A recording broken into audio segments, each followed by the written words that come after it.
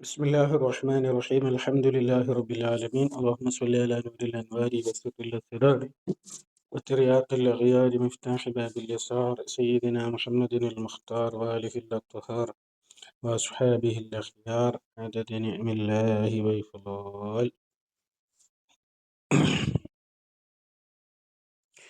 حديث نمبر 29. النبي صلى الله عليه وسلم حي أبدا. അള്ളാഹുവിൻ്റെ പ്രവാചകൻ എക്കാലവും ജീവിച്ചിരിക്കുന്നവനാണ്. സാധാരണ മനുഷ്യരെ പോലെ അവരുടെ ഭൗതിക ശരീരത്തിൽ നിന്ന് ആത്മാവ് വേർപിരിഞ്ഞാൽ പിന്നീട് ആത്മാവും ശരീരവുമായി ബന്ധമില്ലാത്ത അവസ്ഥയാണ്. എന്നാൽ തിരുപ്രവാചകൻ അവിടെയും ഇരുന്ന് കാര്യങ്ങൾ ദർശിക്കുകയും നിയന്ത്രിക്കുകയും നേരിൽ വരികയും ഉറക്കത്തിൽ വരികയും നിർദ്ദേശം കൊടുക്കുകയും സലാം അടക്കുകയും സ്വലാത്ത് കേൾക്കുകയും സദസ്സിൽ വരികയും ചെയ്യുന്നു എന്ന്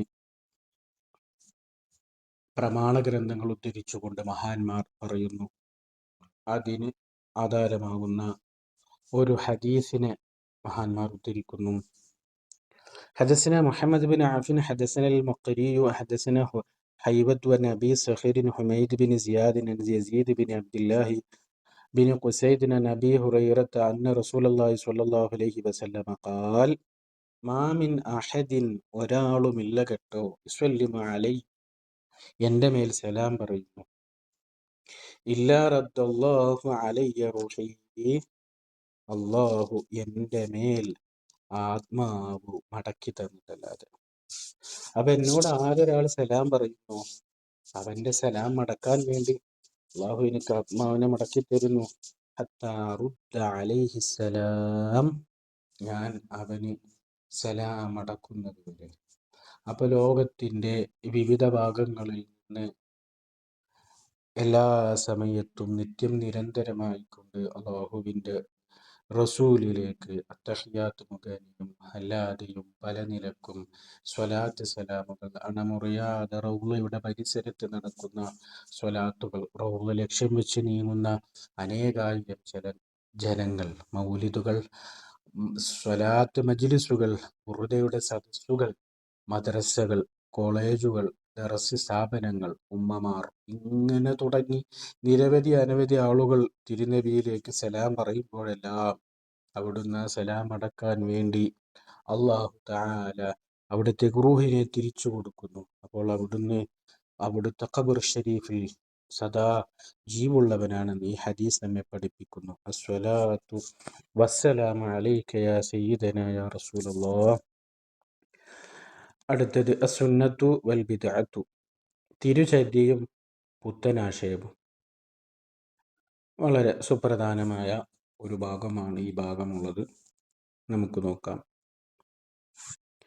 حدثنا أحمد بن حنبل حدثنا الوليد بن مسلم حدثنا ثور بن يزيد قال حدثني خالد بن معدان قال حدثني عبد الرحمن بن عمرو بن السلمي وحجر بن حجر قال أتينا الإرباض بن سارية رضي الله عنه وهو ممن نزل فيه ولا على الذين എന്ന് തുടങ്ങുന്ന സൂറത്ത് ഇറങ്ങിയ മഹാനാണ്. ഇദാ മാ തൗക ലിതഹ്മിലും ഖുൽത മാ ലാ അജിദു മാ അഹ്മിലുക്കും അലൈഹി എന്ന് തുടങ്ങുന്ന സൂറത്ത് തൗബയിലെ ആയത്ത്. ഫസല്ലംന, അങ്ങനെ ഞങ്ങൾ അദ്ദേഹത്തോട് സലാം പറഞ്ഞു. വഖുൽന, അദ്ദേഹം ഞങ്ങളോട് പറഞ്ഞു. ഞങ്ങൾ അദ്ദേഹത്തോട് പറഞ്ഞു അതൈനാക സഇരീന വആഇദീന വമുഖ്തസിബീൻ. അതൈനാക, ഞങ്ങൾ വരികയാണ്. അതൈന കസാഇരീന വആഇദീന, അങ്ങയെ കണ്ട് സന്ദർശിക്കുന്നവരായിട്ടാണ് ഞങ്ങൾ വരുന്നത്. വമുഖ്തസിബീന, അങ്ങയിൽ നിന്ന് പകർന്നെടുക്കാനും വേണ്ടിയിട്ട്. ഫഖാല ഇർബാദ് എന്നവർ പറഞ്ഞു സ്വല്ല ബിനാ റസൂലുള്ളാഹി സ്വല്ലല്ലാഹു അലൈഹി വസല്ലം ദാത യൗമിൻ, ഒരു ദിവസം തിരുനബി ഞങ്ങൾക്ക് ഇമാമായി നിസ്കരിച്ചു. സുമ്മ അഖ്ബല അലൈനാ ഫവഅലനാ, അങ്ങനെ ഞങ്ങളരികിലേക്ക് തിരിയുകയും ഫവഅലനാ മൗഇളതൻ ബലീഗ, ശക്തമായ ഉപദേശം അവിടെ ഞങ്ങളെ നടത്തുകയും ചെയ്തു. സറഫത് മിൻഹൽ ഉയൂൻ, കണ്ണുകൾ നിറഞ്ഞുപോയി. വജലത് മിൻഹൽ ഖുലൂബ്, ഹൃദയങ്ങൾ പ്രകമ്പനം കൊണ്ടുപോയി. ഖാല, ഖായിലുൻ, അപ്പൊ ചോദിച്ചു, ഒരാൾ ചോദിച്ചു, യാ റസൂലല്ലാ കഅന്ന ഹാദിഹി മഅ്ഇളത്തു മുബദ്ദിഇൻ. നബിയെ, ഇതൊരു യാത്ര പറയുന്ന ആളുടെ ഉപദേശം മാതിരി ഉണ്ടല്ലോ നബിയെ. അങ്ങ് ഞങ്ങളോട് യാത്ര പറഞ്ഞു വേർപാട് ഞങ്ങൾക്ക് നൽകിക്കൊണ്ട് ഞങ്ങളെ വിരഹവേദനയിലാറ്റി യാത്ര പറഞ്ഞു പോകുന്ന ഒരാളുടെ യാത്ര പോലെയുണ്ടല്ലോ നബിയെ, ഒരാളുടെ പ്രഭാഷണം പോലെയുണ്ടല്ലോ നബി, അദ്ദേഹത്തിന്റെ നിർദ്ദേശം പോലെയുണ്ടല്ലോ നബിയെ. ഇങ്ങനെ അള്ളാഹുവിന്റെ റസൂലിനോട് ഒരാൾ പറഞ്ഞു. അതുകൊണ്ട് ഫമാദാ തൗഹദു ഇലൈന, അപ്പൊ കാര്യം ബോധ്യപ്പെട്ട സ്ഥിതിക്ക് അവര് പറഞ്ഞു, അതുകൊണ്ട് അങ്ങയുടെ കടമ നിർവഹിച്ച് സന്തോഷവാനായ റബ്ബിലേക്ക് മടങ്ങിപ്പോകുമ്പോൾ നബിയെ, ഈ പാപികളായ ഞങ്ങളോട് അങ്ങേക്ക് എന്തു നിർദ്ദേശമാണ് നൽകാനുള്ളത്? എന്തൊരു കരാറാണ്, എന്തൊരു ഉടമ്പടിയാണ് ഞങ്ങൾക്ക് അങ്ങ് തന്നു പോകുന്നത് നബി എന്ന് ചോദിച്ചപ്പോൾ അള്ളാഹുവിനെ സൂക്ഷിക്കണേ, അള്ളാഹു പറഞ്ഞത് കേൾക്കണേ, ചെയ്യാൻ പറഞ്ഞത് ചെയ്യണേ, ഉപേക്ഷിക്കാൻ പറഞ്ഞത് നിങ്ങളും ഉപേക്ഷിക്കണേ.